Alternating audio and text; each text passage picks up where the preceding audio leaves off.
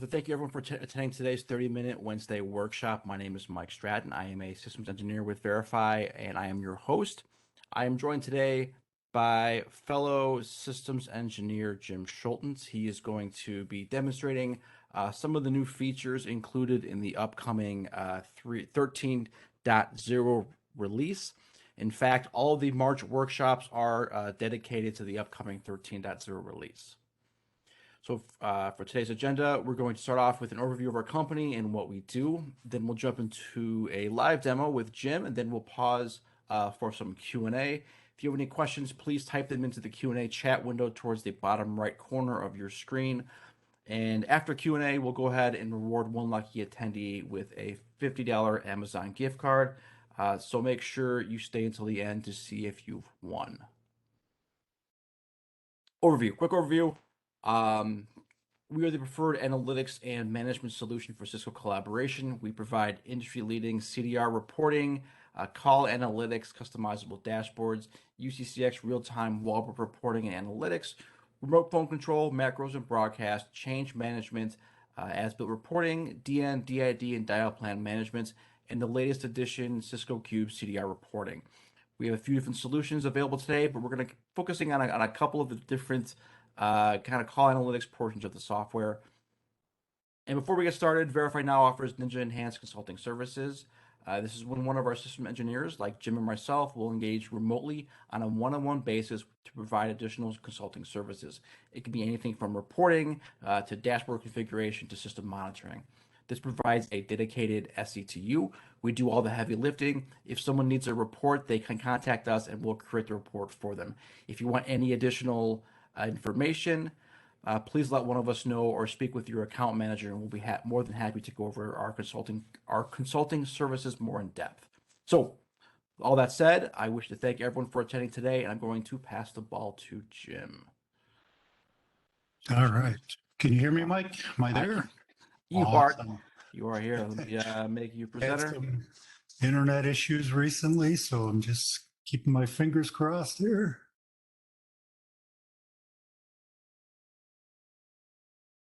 All right.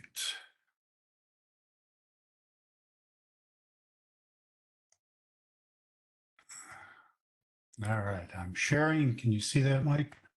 Make sure. Yes, I can. Yep. Cool. All right. It's out of the way.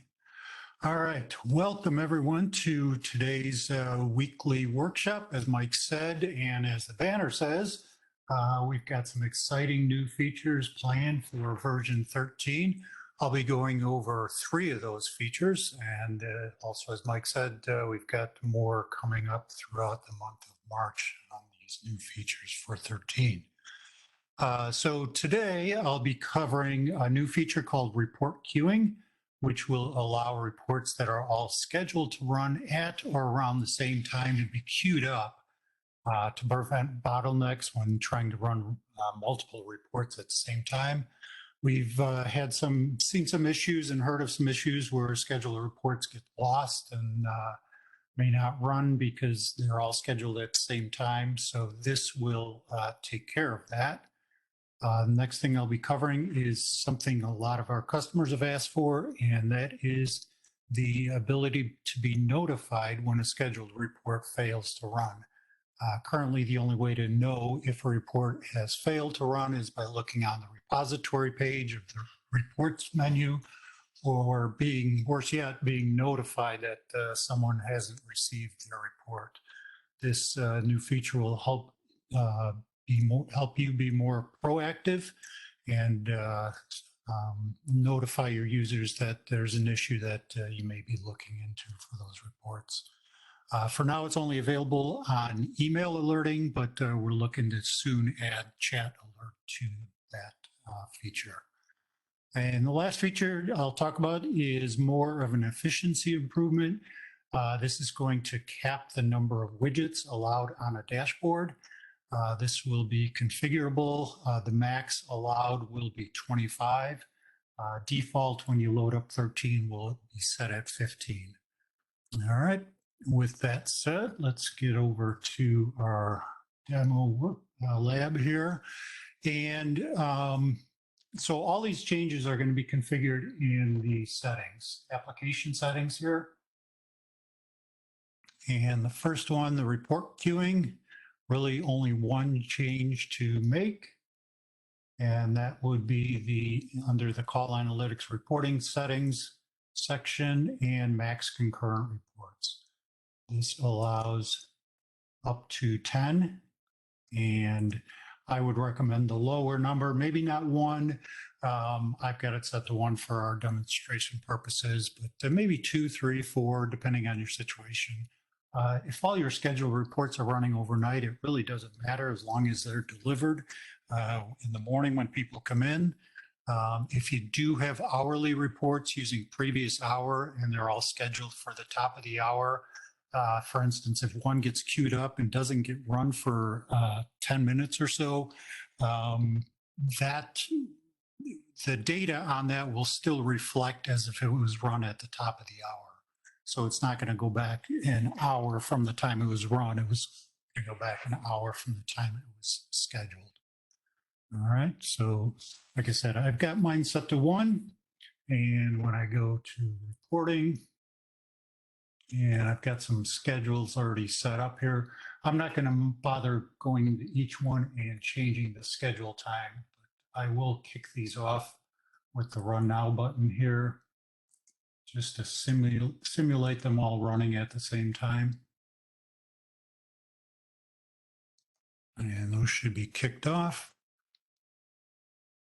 And this repository, I don't know if everyone's aware, we've got this repository in the reports menu. This lists all the reports that have run and will run now with version 13. So I've got the 4 reports, scheduled reports I ran. The first one completed right away. Second one is still pending. If we do a refresh, this is not live. So we'll have to go in and click this view history and it should show, yep, there we go. So the second one kicked off, that's generating. Next 2 are still pending to be run. So this one will take a while. I got some details on there running for a long time period. But just to let you know, for future considerations, we're looking at where non-admin users would be able to see their own pending report requests, and potentially in a new release down the road, we may display the number of reports ahead of them. So for instance, if they come in and see a report pending, they have no idea what else is on the system because they can only see their own reports. That will maybe show 3 reports ahead of them or something like that. So looking to do that in the future. We're looking to add admin users being able to cancel any pending requests. So as an admin, I can see there's a couple pending. I'd be able to go in and I imagine we'll have something over here to allow you to cancel that. And non-admin users would be able to cancel their own reports. And one other thing we're looking to add in the future is the ability for administrator to reprioritize the queue. That would be, if you've got 5 reports queued up, the one at the bottom of the list is most important. You want to add that to the top, we'll have the ability to do that. So those are, again, all future enhancements, but the main one coming out with the EFT version is just configurable. How many do you want to be able to run concurrently? Let's check on our report. Yep, all of them completed. Don't ignore this failed one. That was a test for later. So I do have 4 reports completed, and they all ran one at a time as I asked them to. All right. Sticking with the report enhancements, we'll go to configure the email alerts. Again, we'll go back to our application settings. And as soon as that loads up, we'll scroll on down here under call analytics reporting settings and email scheduled report errors too. So you can add email addresses here from the pick list, and you can have as many as you'd like, or we could add the default system alert recipients. Now this will go ahead and email whoever is configured in this top section here, the default system email alerts. So I can add more here, and then it's just an easy click down here to enable that if I want. We've got some other ones that use that same default system email alert. So I've got myself set up in there, and what I'm going to do is go back to my reporting schedules. We're actually going to modify one of these.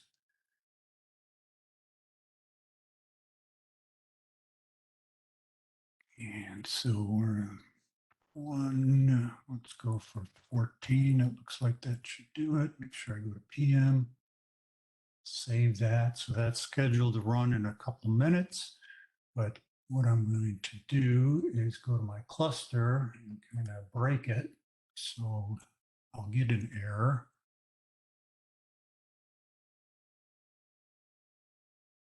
And I'm just going to change the IP address here to a bogus IP. Save that.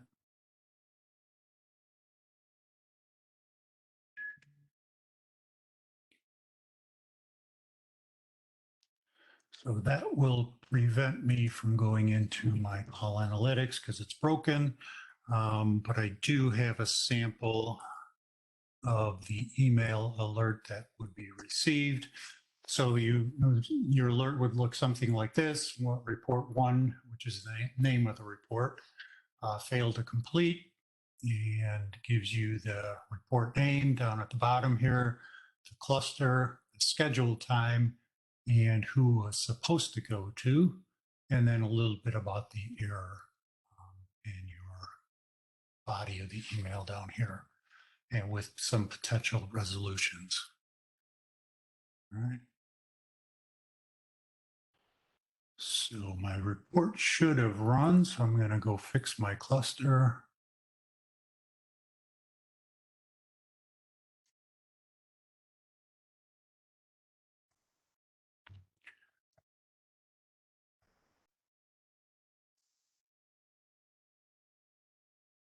Go back to my reporting as soon as this loads up.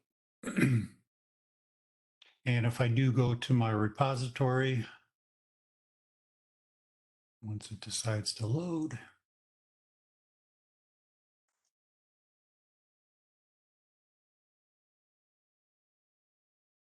I do see my failed report. So previously, this was all you would be able to see or be notified about email or a failure on a report is by going into this repository, or like I said, someone telling you physically that they did not receive the report. So hopefully the email alert will help be proactive on that.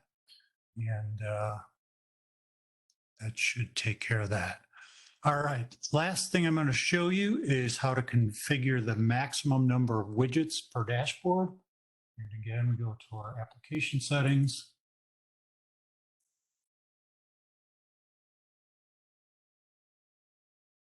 Apologize for my lab spinning a little bit here. So those settings for the widgets is set in dashboard widget setting and max allowed. Like I said, it is up to 25. If I do try and go 30, once I click out of there, it's going to tell me it's only 25. So I'm setting mine to 10 for demonstration purposes. Let's save that guy.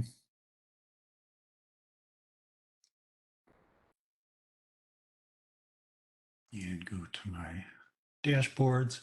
So I've got a couple pre-configured dashboards. This one named Webinar 7 obviously has 7 widgets. So with this one, I am able to copy this. I'm able to add a widget if I wanted to.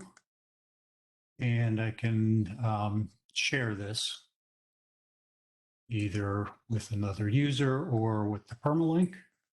So all good with that. If I go to this, which prior to me upgrading the 13 had 12 widgets on it. So you've got the 12 widgets. We do not, if you're over the limit prior to upgrading, we do not remove widgets. We'll grandfather that dashboard in. However, we will not be able to add any new widgets. So it's grayed out and it gives you a warning of how many widgets are allowed. I will not be able to copy this dashboard, but I could share it with others. So I could share it with other users. I could do a permalink. Show you the permalink real quick.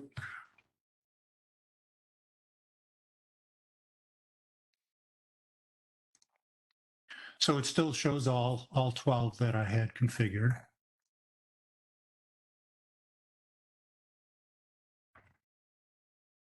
And I cannot copy a widget, but I can copy two. So I can copy to another dashboard. So say if you want to limit it to 10 and someone has more and you want to kind of enforce that, you have to copy this to a different dashboard, and then you can delete it from your existing dashboard.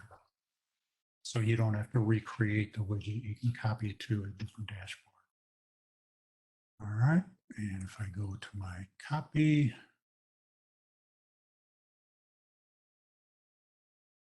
yeah, it put the new widget down here. All right. I think that is all the content I have for today. Mike, do we get any questions that came in?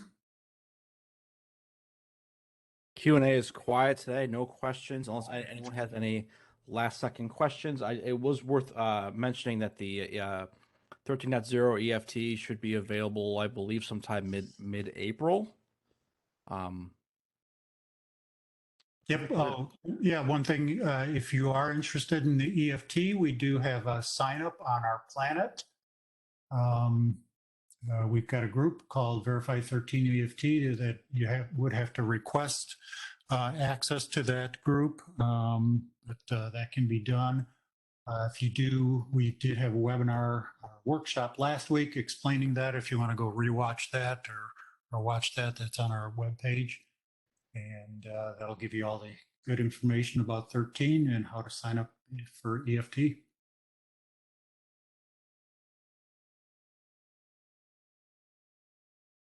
Anything trickling in, Mike? Nope, we are quiet today. So, well, I will stop sharing. Perfect. Let me. You want to take it, or you want me to give it to you? No, I'll just take it. I'd be that way. I'm already halfway there. All right. There we go. All right. Thank you, sir. All right. So we're going to already asked for Q&A. Last chance for Q&A. Oh, hang on. There's a question just came in. The user has if the user has like 27 widgets on their board, when they upgrade to Verify 13.0, will they lose any of their widgets? No, we'll grandfather that dashboard in, but like I said, they won't be able to create any new widgets, won't be able to copy that dashboard. They could copy the widgets off to a different dashboard, but we're not going to delete anything on anybody. Excellent. Thank you. Thank you. All right, then we're going to move on to the winner of today's Amazon gift card. The winner is Oscar Gonzalez. Congratulations. We'll have your account manager reach out to you. And I want to thank everyone for attending today's webinar. We do live webinars every Wednesday at 11 Pacific time. This month is all dedicated to the upcoming 13.0 release. And next week, Brian and Vic will go over another new feature in 13.0, which will be cube event grouping in 13.0. And then, and that is it. Thank you everyone for attending, and have the great rest of your day. Thank you.